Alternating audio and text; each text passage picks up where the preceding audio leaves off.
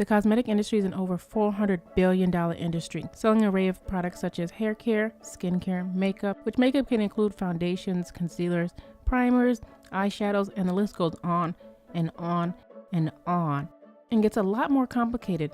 But it wasn't always like this. We can see traces of makeup in ancient Egypt. Many women such as Cleopatra had lipsticks made of carmine beetles or clay with water. But what was most notable was the use of kohl, which is spelled K-O-H-L, which was a black powder made of mineral leads, which women would put around their eyes like our modern day eyeliners. As we moved to ancient Greece and Rome, the no makeup look was trending in those times. Just like modern times, clear, unblemished skin was highly desired. It was so desired that women used poisonous lead to cover up discolorations. The unibrow was extremely popular among men and women in ancient Greece. Thus, to achieve this divine look, individuals would use dark powders to connect their brows or glue animal hair just to connect their eyebrows. As we dance our way to the Middle Ages, things become a little less colorful compared to like our modern day makeup. The lower class were made of laborers, so they spent a lot of time outside. Thus, the sun would tan their skin. The tan skin became a sign of the lower social class, which caused the pale skin to be really highly desired because it showed that you didn't have to labor for your income, so you were an aristocrat. To achieve this paler complexion, women would use a form of lead, which was toxic to their skin, thus it shortened their lives. You can thank Max Factor for the quote, "You are not born glamorous. Glamour is created." But we can also thank him for his grease paint foundation, which became very popular on and off the screen. When you face the outside world, be sure you put your best face forward. Occasionally I hear the expression, "Well, it's the face I was born with and there's nothing I can do about it." Well, that isn't quite true.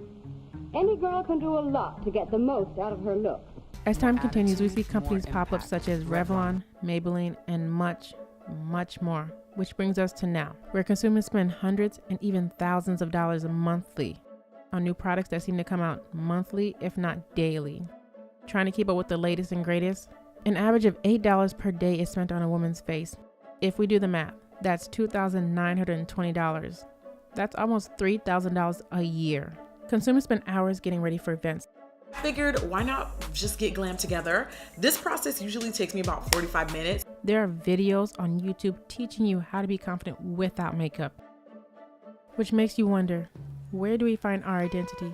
While the cosmetic industry has evolved and given consumers voices, from Fenty Beauty challenging the shade inclusiveness,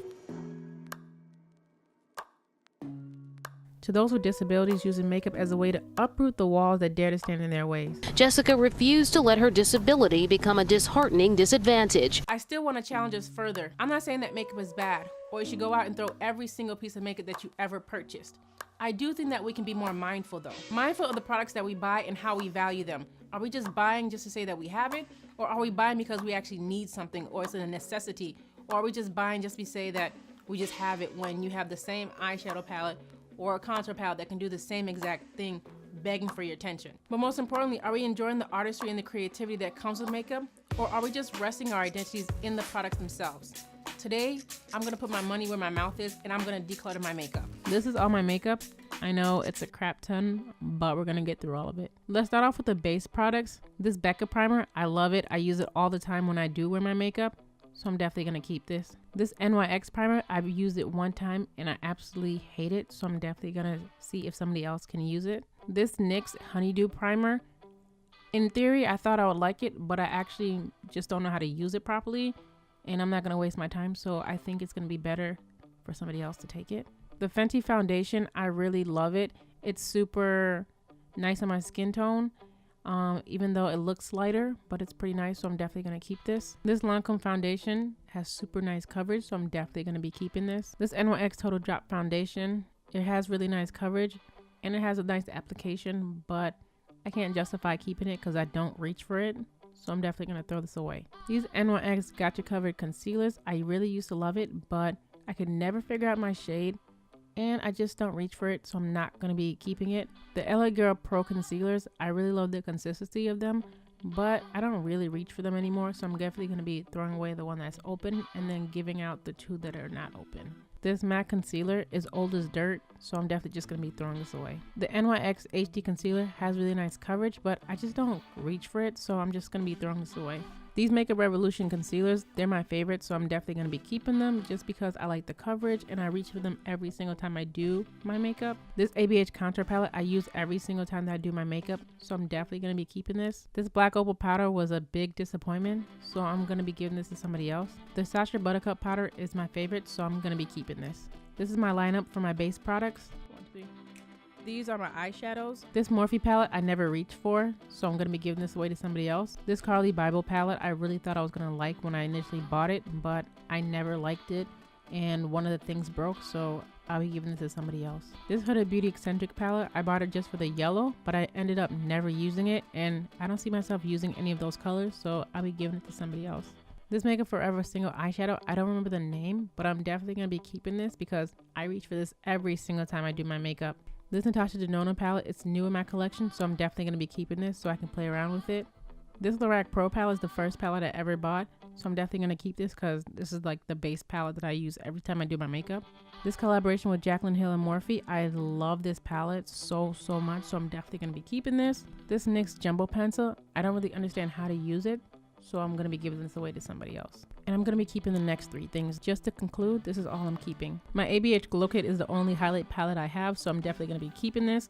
If I could only keep two, I would, but since they all come together, I'll be keeping the whole thing. These are my lip products. I'm going to make this very simple. I'm only keeping one lip liner, which is the Chestnut Lip Liner. And this is the Too Faced Melted Liquid Lipstick in chocolate. I probably use this way too much, so I'm definitely going to be keeping this. And I'm keeping these two NYX Butter Glosses. I absolutely love them. And just to add a little bit of spice in my collection, I'm going to be keeping this Ruby Woo. And these are all the lip products that I'm keeping. And these are just miscellaneous items that I almost forgot about. To make this short, sweet, and simple, I'm only keeping two of the dip pomades and the little pencil sharpener. Everything else I'm going to give away. And these are all my brushes. A lot of them I've never used before. Just to make this short, sweet, and simple, I'm just going to show you guys what I'm going to actually keep. And this is all the makeup that I'm keeping. For some people, this is still a lot, but for me, it's definitely a big downsize. So I'm definitely happy with this. Thank you so much for watching. I really hope that you like this style of video. This is something new for me, and I hope to do it more in the future. And you already know the routine. If your fingers are feeling extra clicky, definitely like this video. And if your heart is telling you to subscribe, then go ahead and subscribe, and I'll see you in the next video.